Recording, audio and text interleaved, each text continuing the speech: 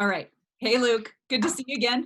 Good morning. Thank you so much for taking the time to do this. Yeah, and as what almost always happens, so for anybody that's tuning and listening, well, first of all, Luke called me, a week or two ago, and we hadn't chatted for some time. And I answered the phone, "Hello, this is Emily," and you said what I heard, not what you said, but what I heard was, "Hey, Emily, this is Luke de blah, blah, blah, blah, with Care Patrol," and I'm like, I'm trying to act natural, right? I'm trying to act natural, and I'm like, I said something like, "Hi, Luke. What's your last name again? And how do you pronounce your last name?" Delorier. Delorier. Okay, so Luke and I worked together at FranNet for years, and here he is calling me, and I say, "So that's how you pronounce your last name." Well, you'll be happy to know that you're not the first and you won't be the last. My last name is Anderson, and my maiden name was Adams. I mean, you can't get any more vanilla, right? So Yeah. I love Okay. your last name is just beautiful to me. So anyway, so we're here with Luke, and Luke was with FranNet. How many years were you with FranNet? 10 years. 10 years with FranNet. Yep, 10 years. Yeah, and now Luke is working with a senior care franchise that's been in our inventory for some time. And just before I hit the record button, so Luke, I am not afraid of like busting my own chops on these things. And don't think I'm going to be easy on you just because we go way back. All right. Okay. But Luke had asked me, he's like, so you know this brand, right? And I'll be honest, like we work with, I mean, senior care is a phenomenal industry, right? I mean, I don't need to educate anybody on senior care. I mean, I'm sure, Luke, you've got some stuff you can teach me. But I mentioned to Luke, well, there's so many different senior care franchises. So then Luke started telling me what differentiates Care Patrol, and I'm like, time out, we need to start recording. So here we are. Here we are. And Luke, why don't you just, how would you like to start the conversation regarding Care Patrol? Well, Care Patrol is the next evolution in the full continuum of care when you're dealing with healthcare companies. It starts with home care service usually. People like Comfort Care and Right at Home and things like that.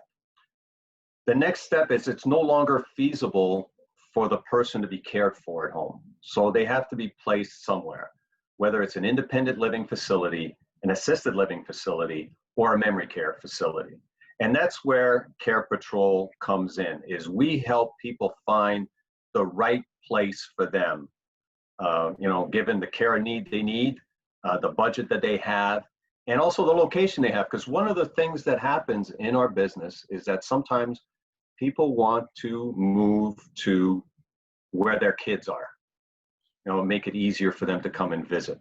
So that's an important thing, an important component of what we do. We are a free community service in that we don't charge the families any money to do this, because we know we will get a placement fee from the facility once they move in. So there's no downside for the family to use our services. And we take a very strong assessment. What are their physical challenges? What's going on? What emotional things can we help them with? Because it's an emotional time. I mean, you're asking people to leave a home where they've maybe have lived for 30, 40 years, raised a family. Sometimes kids are involved and they're thinking, oh God, I feel so guilty. I promised mom or dad I'd never put them in a home. And they have the old style nursing home vision in their head. And that's not what we deal with. We deal with private pay facilities. So when we sit down with them, we'll talk about physical challenges. What can we do to make them more comfortable? Is there a pet they want to take with them? Is there a special hobby that they'd like to continue? And I always use my mom as my primary example. My mom is 90 years old, and she's been in independent living for the last 7 years. And God bless her, sharp as a tack. When my mom was going through this transition, it was, and my mom's French Canadian, so She wanted a French-speaking building, and she wanted to be able to play cards because my mother could fleece you at any card game ever invented. Right on. That's why her mind is so sharp, I think, Yeah. So that was her criteria. Then it was, Mom, how do we pay for this? And it was because these places range from $3,000 a month to, $10,000 a month. So it was, how do we pay for this? And it was from the sale of our family home. That's what's been financing this for all these years. Wow. And then the rest was location. Mom, do you want to stay in the same neighborhood so you can go to the same church, shop at the same grocery stores, so on and so forth? Or do you want to move to 350 miles away to be closer to me, or 350 miles away in the other direction to be closer to my sister? Right. So she chose to stay pretty much in her own neighborhood. Really? So that's the type of information that we gather at the beginning. Right. And then we put all that information into our proprietary software called Calculated Care. Then it's almost like a Match.com situation where it'll spit out facilities that match the criteria we just gave it. Okay. Then we'll go through that information with the family, arrange some tours so they can visit and see what these facilities are like, point out amenities, make sure they feel supported, and then arrange the move-in. So at the end of this process, the family's happy because mom or dad is in a nice, safe environment. Mom or dad is happy because they picked a nice residence. The residence is happy because they have a great new tenant. And you're happy because you were able to help a family and still make a nice chunk of change at the end. So we think of ourselves as a business with a purpose. That's awesome. A lot of parallels to FranNet too, I might add. Yes. People to franchise, matching people to senior care. That is absolutely correct. And that's why when I made the transition over here, the business model was so similar in that it works the exact same way for our franchise owners. Yeah. And we currently have 150 territories sold across the US, about 132 or 33 owners. So we've been at this 11 years. We're a mature brand. So, when you talk to your candidates, there's safety in that. We're not a startup company. We didn't start last year. We're very well backed financially by private equity, the Riverside Company, which, as you know, has a very big footprint in the franchise industry. So we're able to, even in this COVID-19 situation that we're in, thank God that we have the technology that we have today, because we were able to use the technology to our best advantage. For example, we can do a family meeting like you and I are meeting today, and have a face-to-face. It's actually made it easier because kids from all over who want to be involved in the decision was actually easier to schedule. The placement facilities that we work with all have tours. They can do virtual tours. But one of the things we had done years ago and actually it's a happy accident, we did it to up our Google ranking. And we had always encouraged our owners to take pictures of the facilities. Mm-hmm. We were able to produce short 1.5-minute videos of a virtual tour. So we had this library ready to go on YouTube, not knowing the pandemic was coming. Wow. And so we were able to really keep our business moving forward through this situation, And an important distinction, and you and I were talking about this a little before, is the difference between nursing homes and the facilities that we work with. Yeah, please. Let's go. Let's do this. Yes, because there's been a lot of talk in the media, especially with COVID-19, how nursing homes are petri dishes and people are dropping like flies and so on and so forth. Right. It's amazing. And not that it's not true, it's just not the end of the swimming pool that we're in. Okay. Nursing homes are state-run, Medicare-funded facilities, which means they have limited staff, limited capabilities and resources to put in protocols that were needed. And again, I revert back to my mom. My mom lives in a private pay independent living facility where they had one patient come down with COVID-19. Place was shut down like that. The lady was isolated and they have not had a case since. Now we're talking from mid-March to today, we're in mid-August, and you're talking about a population whose average age is over 80 years old. And that is the difference with the facilities that we work with, is they have the resources to put those protocols in. And nationally, there's been, and I forget the name of the association now, but they tracked the COVID-19, the rate of COVID-19 cases in different facilities, where nursing homes was, I think it was 25, 30%, and in private pay facilities was, I believe the last number I saw was 5%. So huge difference. And that's why, so as people think about this now, and they're saying, oh God, I would never move into one of those facilities now. That's not the case, because the facilities that we work with are have great protocols to make sure that you have a safe transition into their facilities. So that's been really, really great. It's been able to keep us moving forward through this COVID-19 situation, which I hope someday will relax, but who knows? But we're still prepared to move forward. So that was great. Okay. So question for you. Sure. So you mentioned, the monthly, or like the monthly cost for some of these places, $3,000 and up. Your mom, you guys were fortunate to have an asset to sell to help finance this. Are we working with, are your clientele, the clientele of a Care Patrol owner, do they tend to be more affluent? Are we limited to the more affluent population that can afford $3K a month for their mom? Well, and that's a great question. It all depends on the real estate value that you're sitting on, to be quite honest. I mean, unless you have a long-term care insurance policy, okay, which some people have, you're looking at the asset of the home. Now, if it's if your home is worth $150,000 and it's $3,000 a month, you got about 5 years worth of residence. And as awkward as those conversations are, those are conversations that you need to have every once in a while and see, okay, what is the life expectancy? And the average stay in these residences is between 5 to 7 years, statistically.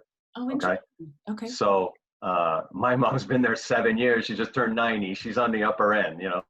She's getting she's like, one of the, what's the word I want to use? I was going to say senior residents, but they're all senior residents. But she's upscale on the longevity curve. Let's put it that way. Overachiever. She sounds like an overachiever. Yeah, she's an overachiever her whole life. But to get back to your original question, it's a mathematical equation, right? Okay. That makes sense. And that's why some people will delay it, knowing that this is the money I have to work with, and other times it becomes a family decision where kids are chipping in, money and so on. Yeah. But I mean, it's not necessarily affluence per se. It's the value, the real estate value, really, that kind of dictates it, and the age that they're at. Well, and that makes perfect sense, because what we're doing is we are matching them to a facility where looks like we can match them with confidence, knowing that, hey, in a couple of years, we're going to be out of money and, moving back in with our kids or something. It's like, we've got some predictability. And that is a tough and challenging and sensitive conversation to have. Yeah. And it's necessary. We're not doing anybody any favors by matching them to a facility that in the big picture is not going to be a fit. Right. Now, I forget my question. My type of interview. I remember. Okay. So the owner of a Care Patrol business. Yes. Give me an example of a day in the life. Well, there's two clear lanes in the business. One is business development, and the other one is meeting with the families, right? So we're not a traditionally marketed system. And what I mean by that is, when you talk about service brands, most of the time they're spending $30,000, $40,000, $50,000 a year doing direct mail and stuff like that. Doesn't work for us.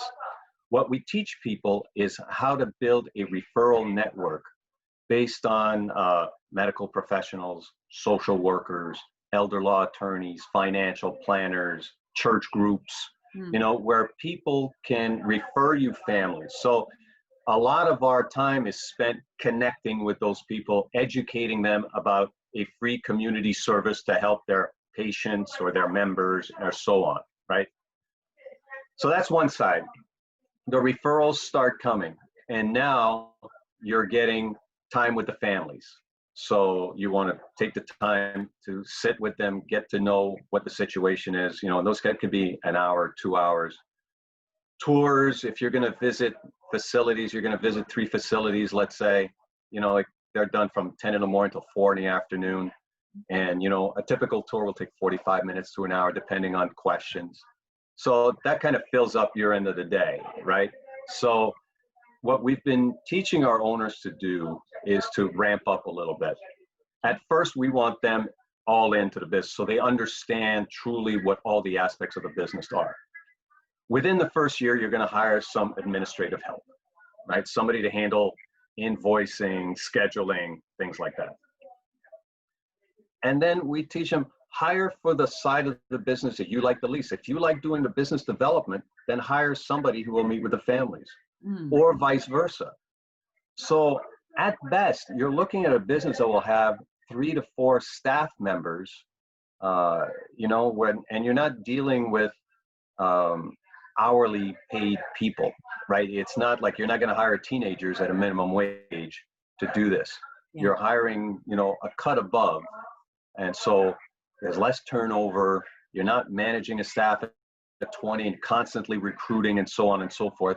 And you can build a very good executive style income fairly quickly because the referral numbers are in our FDD. You'll see that an average placement is worth $3,355 nationwide. Wow. Our highest placement last year, I believe, was $22,000. And that was for a memory care facility because they're secured and, you know, so on.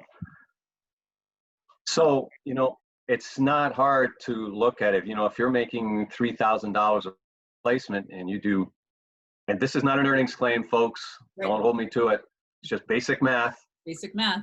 Basic math. If you do a placement a week at $3,000, 52 weeks a year, well, that's $156,000 gross income. So, you know, we have 30% of our system that does over $300,000 a year in revenue right now. So, but it's about 30%. 30% of our system does over $300,000 in gross revenues. That's incredibly strong. Well done. And it's not through owning multiple territories. We have 17 owners who have multiple territories, and only 3 of them have more than 2.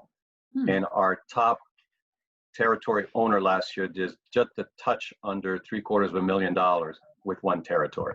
So you're talking about a business that's very simple, home-based, few employees, no cost of goods really, and you know, so your gross profit margins average between 60 and 70%.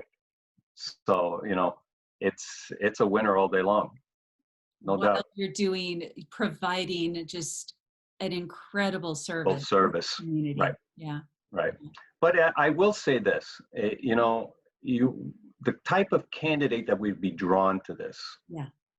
And I've talked to a lot of our owners over the last couple of months, and it seems that every single one of them has gone through this placement scenario, either with their direct family or their in-laws or friends or whatever. So they understand the biggest quality that I need to have is somebody, well, there are 2 things really. They need to be able to build trust with the referral partners and the families that they work with, that they have their best interest at heart, right? That it's not just about the money. And the only way you're going to do that is by showing empathy for what they're going through. And the other side of it is, I need somebody who's able to connect with people. If you're going to be sitting at home waiting for the phone to ring, it's not going to happen. You have to be out there in the community, educating people about what the service that we provide and how we're there to help people. And we do this at free of charge.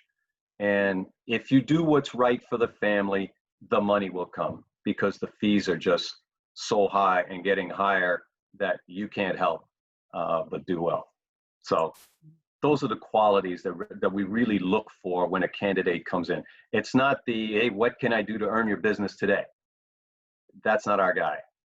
And oddly enough, it's kind of funny that it's a hurdle that new owners will have to get through at the beginning is, are you out there for the money? Are you out there to take advantage of the senior numbers? You know, because we all know how huge the marketplace is. And that's why I need people to be able to connect and have that empathy, you know, and then it really works well. Yeah. So it sounds, it's not about the transaction, it's about the relationship. No, it's about the service. It's about the relationship and the service. You're absolutely correct. Yeah, excellent. So it's not for everyone, but it is for someone who wants to do something that is rewarding, that has empathy for their community, for the senior market, and, you know, but still needs to make a good living doing it. You know, this is a great option. The senior market's going to be in double-digit growth for the next 20 years. I mean, those are not my numbers. Those are all Worth and all the actuaries and all those people that predict that you know, 20 some odd million Americans will need care by the year 2050. You can't deny the market. So when you're looking at a business, you know, you want to know if there's a need for it. How big's the need, and how long is the need going to be around? And, you know, Care Patrol checks all the boxes. Awesome. And congratulations. I understand someone was awarded a Care Patrol territory just outside of Portland, or Portland Metro, in Happy Valley. Correct. And that was just last week. Okay, congratulations to that Thank individual and to you. And I understand the rest of Portland Metro is pretty open. Yes. If we could get somebody in the Gresham area, Beaverton area, we would love to build a community of owners to you know, work together in that Portland, Oregon market. That would be wonderful. That'd be great. I'm going to put you on the spot. Do you happen to know territory availability in and around Boise, Idaho? Boise, Idaho. I believe that. Can I get back to you on that in the next 5 minutes? You can let me know. And when I share this link, I'll put that in the notes so that people are aware. And and actually, as we're talking, I'm thinking about a couple of clients further south in Portland. Anyway. I love that about you, Emily. Well, you just described some people that I have the pleasure of working with. So yeah, again, it's all about connecting with people. And I am so happy that Luke to blah, blah, blah called me a couple of weeks ago. I'm happy you remembered me. Oh, please. Like, you're easy to forget. You got to be kidding me. Yeah. Oh, stop. You're making me blush. It was so good to see you and to catch up. And likewise. I'm so happy that I mean, I learned a lot of differentiators about Care Patrol, and I would feel really confident recommending Care Patrol to my clients. So thank you for that. Thank you for the opportunity. I've always enjoyed working with you over the years, and I hope we can do it some more. You got it, sir. All right. Take care and enjoy the rest of what's left of summer. All right. You too. Okay. I'll see you, Luke. Bye. Bye. Bye.